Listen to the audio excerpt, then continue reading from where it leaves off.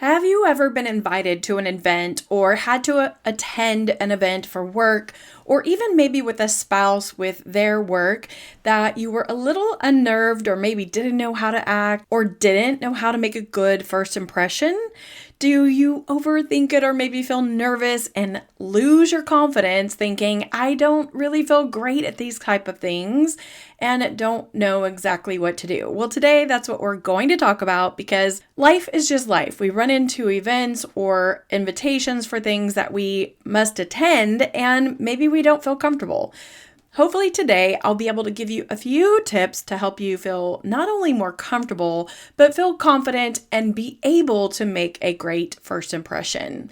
So here we go. Welcome to the Crazy Confidence Coach podcast. I'm Heather Edwards, and I happen to be one of your biggest fans. I'm here to help you become the most confident, vibrant version of you. Look, confidence is not a one and done. It is a constant journey. In this podcast, we cover tips and tricks and ways that you can build your confidence so you can go out into the world with your bold, audacious self. I don't know about you, but I want to live life to the fullest, and that's what we're going to do. So make a choice right now that you're going to be willing to do what it takes. Grab your notebook and your favorite pen and get ready to take notes. Let's go.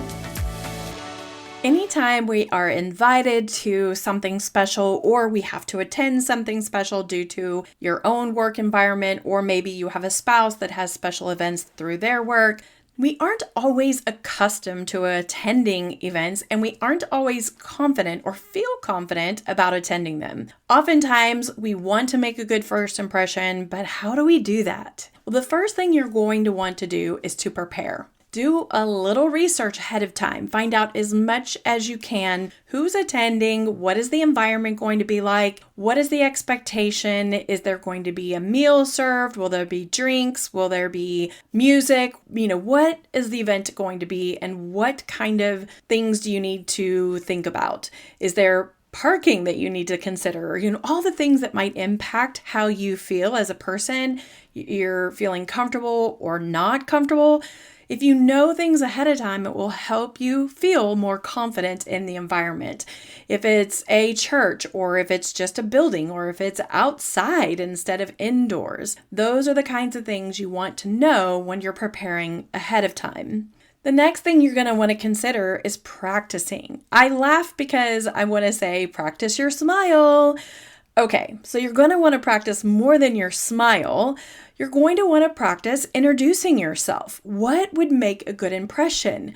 Who do you want to be? Are you that outgoing and fun personality, or are you wanting to be more introspective and businesslike? In a wedding, obviously, you won't necessarily need to be businesslike, but if you are at an event with your spouse and your normal personality is bubbly and crazy and over the top outgoing, you may want to dial it back a bit. But if you are by yourself and you're just with the girls, you may want to let that all hang out. The other thing is that if you happen to be in a business environment and you're taking your spouse, you might even want to practice with your spouse. How do you want to be in that environment? What behaviors will match your desired outcome or interpretation that others might have of you during that event? Someone outgoing would approach others first, maybe reach out a hand and give handshakes first with a smile and big eye contact. Then an outgoing person may engage in conversations that are fun and encourage laughing,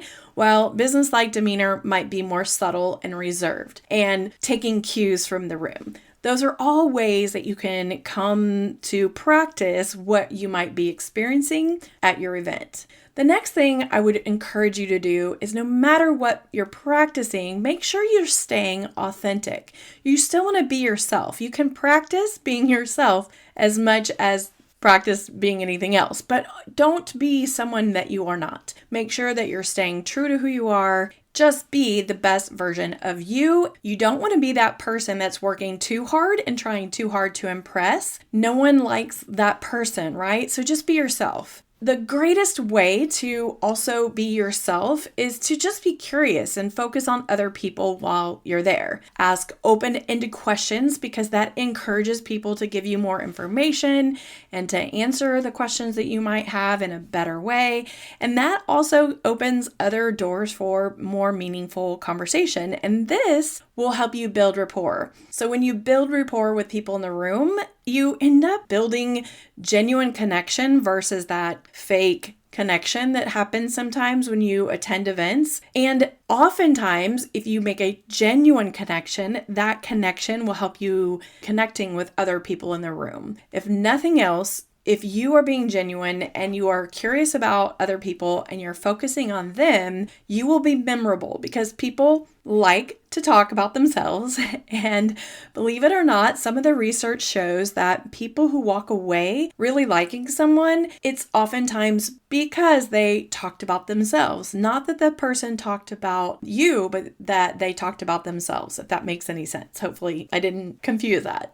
The next thing you want to do is to make sure you're dressed appropriately. This example is going to be kind of obnoxious, but if you walk in a room and you're dressed to impress, but you're dressed to impress for a different occasion, you will clearly not be comfortable or confident.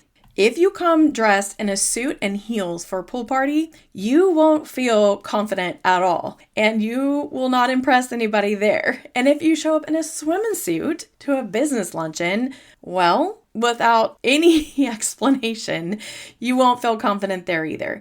I'm using this extreme mainly just to illustrate a point, but when you go to an event, make sure that you are dressed appropriately. That goes back to preparing and doing a little research and finding out exactly what it is that you want to wear or how you need to be dressed. That will be helpful for you, and it will help you feel more confident when you walk in the door. The next thing you are going to want to do is to go with a positive mindset. If for some reason you don't want to go, work on your mindset before you get there because it will show.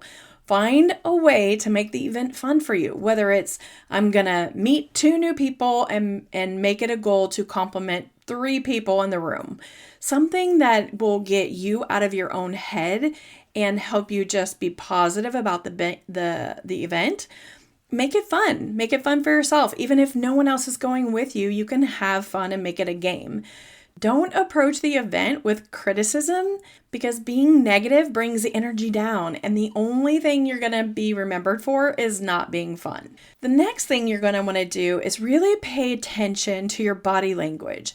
Exude confidence with your body language. So you're going to stand up straight, you're going to make eye contact, you're going to use positive body language and then project that confidence through your body language. Think about looking across the room and you see somebody kind of hiding in the corner with a drink in their hand, looking down, or maybe looking at their phone and avoiding everyone and curling into themselves. You know that their shoulders are kind of curled in and they're just trying to make themselves smaller.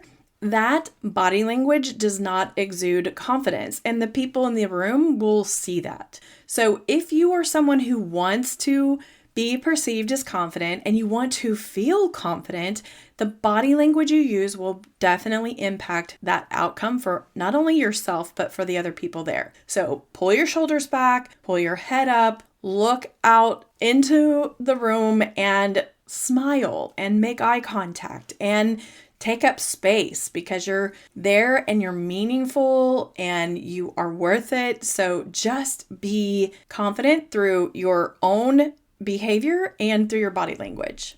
The one thing that I can tell you, in addition to all of that, is to just before you get to the event, bring your energy up. Here are some ways that I've done that in the past. By listening to music on the way, something upbeat and fun music that you really enjoy, maybe some music that you love to sing to. Sing all the way to the event in the car. Maybe you take a brisk walk or do 5 jumping jacks to get your blood pumping. Do whatever it takes to get your energy up because that energy will be very noticeable to people when you walk in the room. If you're someone who suffers from a little anxiety or maybe suffers from feeling confident in general, you might practice some box breathing and do those breathing exercises before you walk in just to calm your nerves. Box breathing is simply breathing in for 3 to 4 seconds, holding it for 3 to 4 seconds, and then letting it out for 3 to 4 seconds. You're simply making your breathing pattern concise and calm down, and it absolutely helps your anxiety. So that is something you can do too before you walk in. But mainly you're just looking to pick up the energy and bring energy with you when you walk in the room. The other piece of that is it does make you feel better. And when you feel better, you exude confidence. The next thing and the last thing we'll talk about today is just getting help if you need it. If the event requires a skill you don't have, be willing to find help. If you're too nervous and you need help being more outgoing, get a confidence coach. If you need someone to help you learn how to dance, if it's an event, maybe a wedding or some kind of event where there will be dancing, go take a dance lesson. If it is something that you're going to have to be more involved, maybe speaking or more present, then maybe you have somebody help you with your speaking skills.